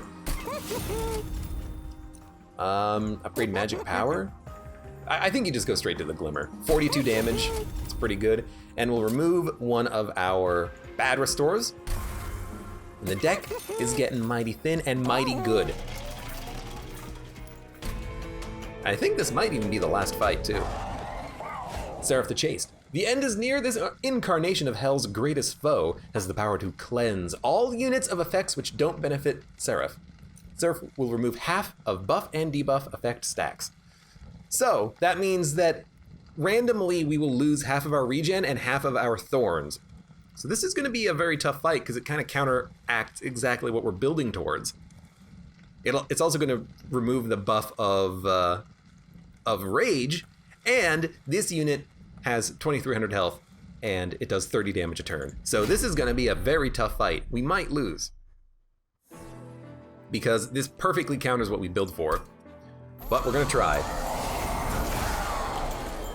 So randomly, this boss is going to move to different floors and apply the debuff.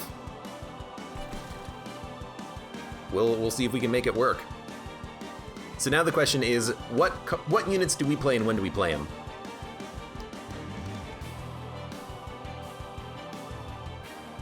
Because we do need to have a big tanky unit in the front. I want the Thorn unit in the front, to be perfectly honest, because this guy is multi-strike. So I'm like, what if we wait for the second floor to be our big floor? We can dump a Horned Warrior at the bottom just to do some damage. We could also dump him at the top to kill this unit immediately. I actually kind of like that. So Hornbreaker is going to go on the second floor. We'll hopefully get a better unit to place here next turn. We could Glimmer. I think we place the Horned Warrior at the top. If we Glimmer, we do kill this unit. We could play Imps. I don't think we need to worry about playing Imps. We could play an Imp up here, and then the Imp would, well, the Imp's not gonna die if we play him at the top. I do want to get rid of the Imp though. So I'm like, what if we...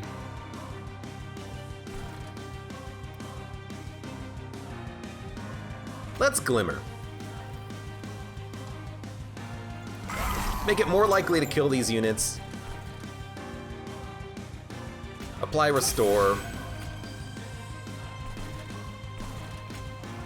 Put down the Welder Helper. I guess we should have applied Restore on you then. And end turn. We'll keep this Imp because we get cards back after we play them. Consume cards back. But I don't want to see this Imp again. He's useless. Get out of here.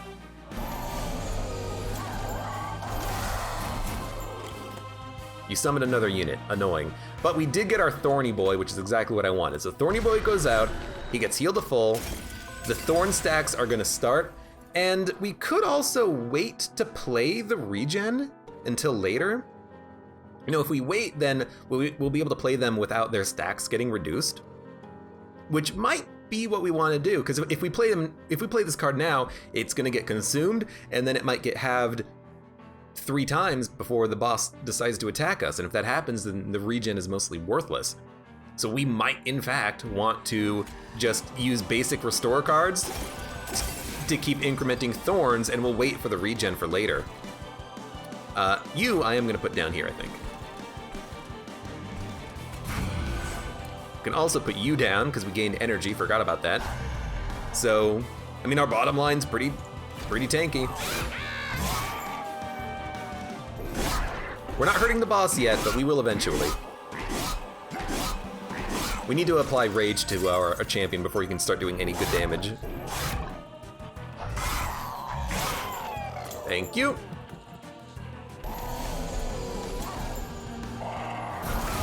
There you go. So spikes were reduced in half. They went from 6 to 3, but we didn't play any regen, so we still have full value of these.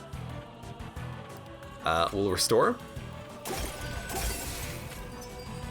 It's still worth playing because we get a little bit of healing, and the thorns are still going to get higher. No Ritual of Battle. It's still in our draw pile. Very unfortunate. We could consume a torch.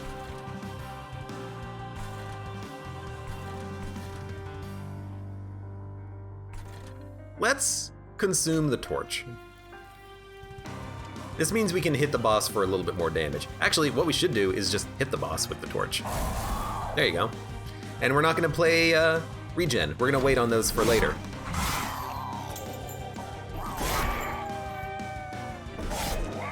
We should play them right before we think the boss is gonna attack. So we don't lose the stacks of them. Because if we can get to like 40 regen before the boss attacks us, we should be able to heal all the damage that we're taking. So there's our ritual. Play that immediately. Units down here are gonna live. Do I still have Glimmer? I must have played it. In that case, we could consume the Hornbreak to get a kill and keep our unit a little bit more alive. I think that's... We actually can't keep you alive unless we play something that heals you. I don't really care about these units living, though. They're just here to do some damage when they can.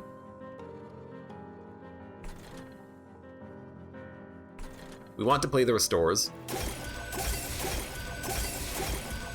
Get that Thorns up. Get those spikes up, rather. Consume, deal 25 damage. No. You're gonna have to do better than that. So we're gonna lose our big demon. And we're not killing any units down at the bottom, but they will die in the middle layer, no problem.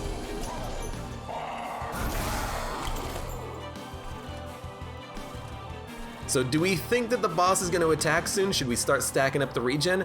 I still think you wait. I still think you wait. All of these units are dead. The thing is, if we play the regen, we're gonna get to our rage faster. You know, I tell you what, you convinced me.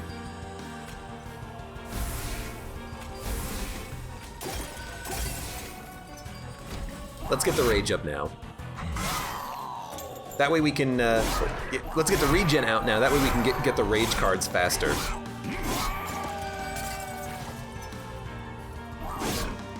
You're dying, but again, I don't really matter. I don't really care if you die.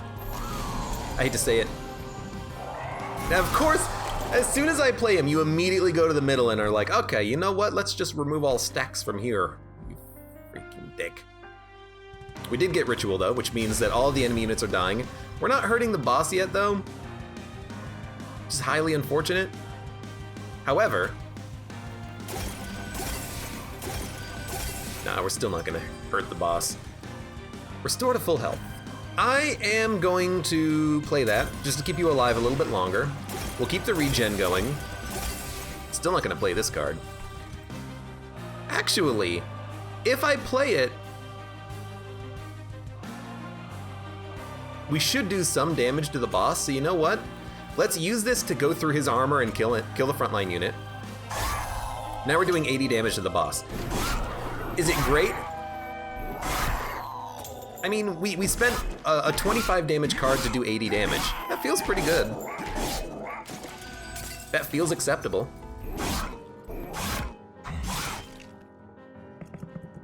They move up. More units come out.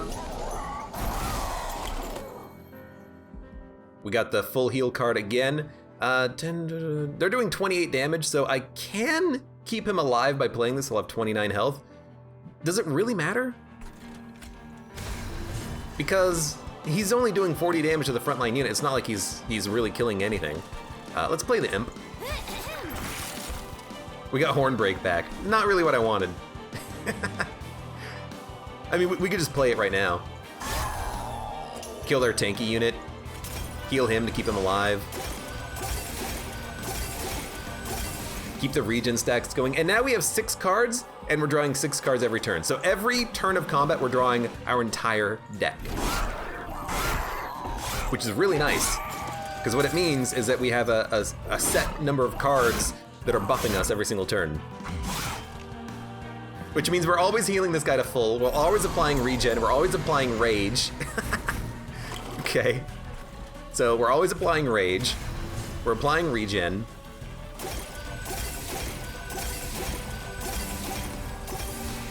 And my unit is dead before he can even attack because they're doing 30, 40, 48 damage before I can attack. So you know what? More thorns.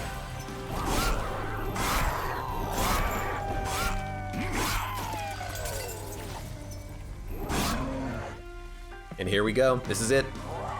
It all comes down to this. The boss is living as of right now.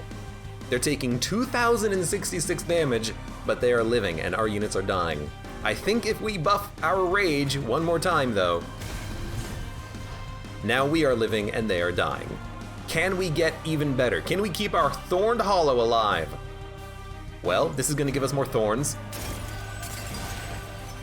These are gonna give us more regen.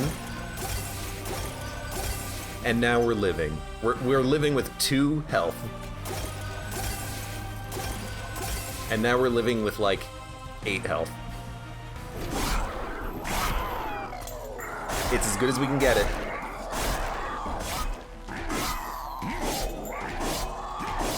And our champion is doing 500 damage a turn. All we need is for our Thorn Hollow to tank just enough.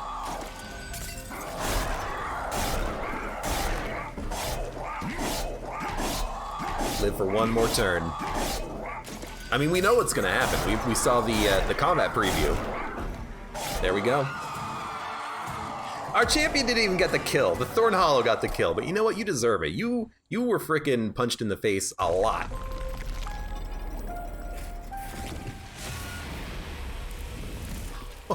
Oh, and it's heating up in hell.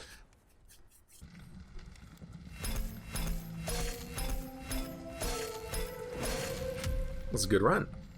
Those are all of our battles.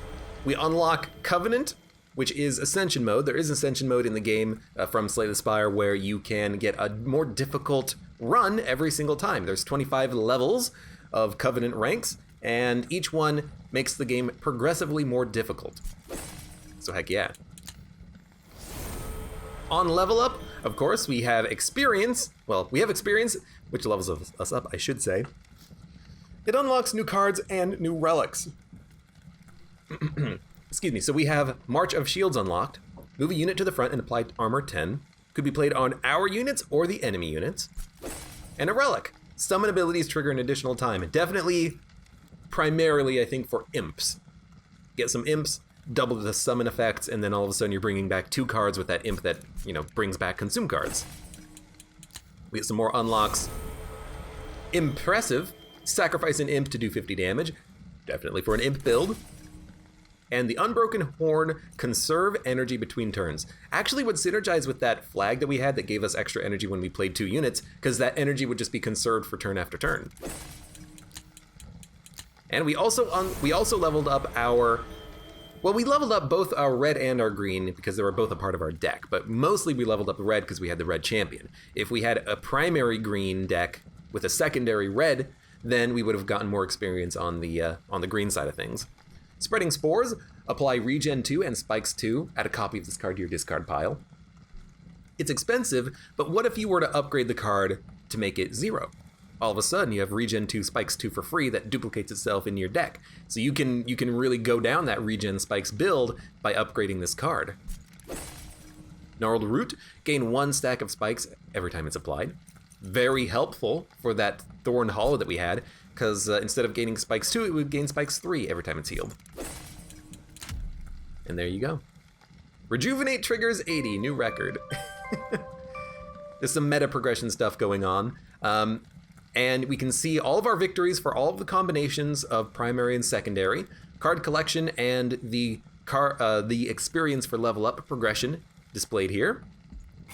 The game has a full card preview. You can search for all the different cards.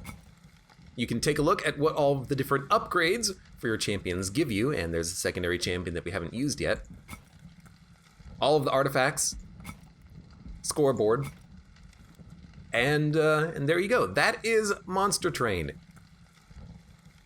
A card game in the same vein as Slay the Spire, with deck building mechanics from Magic, combat mechanics built more from Artifact. It's a merging of many different ideas in a very pretty package. This game is good. It's got a lot going on for it. The style of it takes a little bit of getting used to, but it's got a lot of really interesting mechanics, and it's just really fun to buff up your units to the extreme and watch them do 500 damage a turn to a boss. I have to admit that is something that I definitely enjoy. And so there it is, Monster Train, out now. Check it out if you like collectible card games, because this is one that I see a lot of people playing this in the future. This is going to be a game that's... I think this game is going to replace Slay the Spire's popularity because it has more deeper mechanics than Spire does. It does things completely differently from the card upgrading perspective, from the fact that you can duplicate your cards in your deck very easily. You have a lot of choice in this game. You have choices of relics to take, cards to take. You can get gold if you don't want a card. You can duplicate cards. You can choose which path that you want that you get, guaranteed benefits from. This game is very interesting, and I'm curious to see what the developers do with it. I'm curious to see if they end up adding in new clans, new cards, new bosses. The bosses do get a little bit repetitive, but the bosses all have a unique modifier associated with them when they spawn, so you can get bosses that do kind of random things. But yeah, the game is a lot of fun. I see myself playing a lot of it. I see a lot of other people playing a lot of this game. And there we go. That is Monster Train.